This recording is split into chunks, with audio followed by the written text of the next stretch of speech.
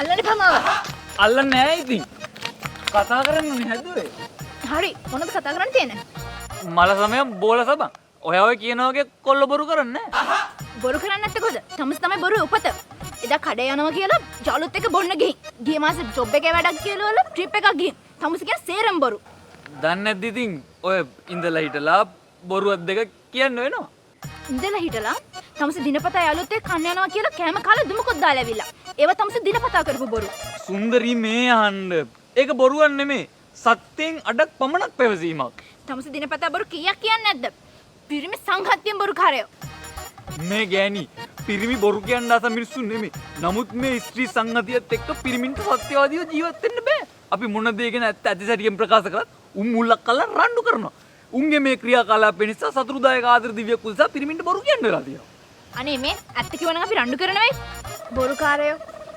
මුහුදු වතුර බිව්වට තිබානි වෙන්නේ. ඇත්ත කිව්වට ගෑනුන්ගේ තරහනි වෙන්නේ. ගෑනු ඉන්නකම් පිරිමින්ට ඇත්ත කියන්න බෑ. තේරුම් ගනින්. තමස කව් බීපු තැන් වල ලේට්ලා ගෙදර ගිහින් බොරු කිව්ව මගේ හොඳට නම් එද ටවුන් යනවා කියලා පන්සල් ගියේ. ඒක හොඳ ගමනක් නේ. පන්සල් ගියා කිව්වනම් තමුසේව කොහොමද විශ්වාස කරන්නේ නැහැ ඔය. තමුසේ කොහෙද පන්සල් යන්නේ? වැස්සකලොත් පන්සල් ගියපු උන්ද තමුසේ. අද මොන ගෑණික්ක දෙන්නේ? කියලා තමුසේ කොහොමද රණ්ඩු කරේ? තමසේ එතකොට බොරු කිව්වේ මාව සතුටු කරන්න. එතකොට මන් වැරදි. එතකොට මන් තමයි වැරදි. පිස්සුද? නෑ. ඔයා හරි. ඔයා හරි. හරිම හොඳ පෙම්වතිය. අනේ ඔයා ඇත්තමද කියන්නේ?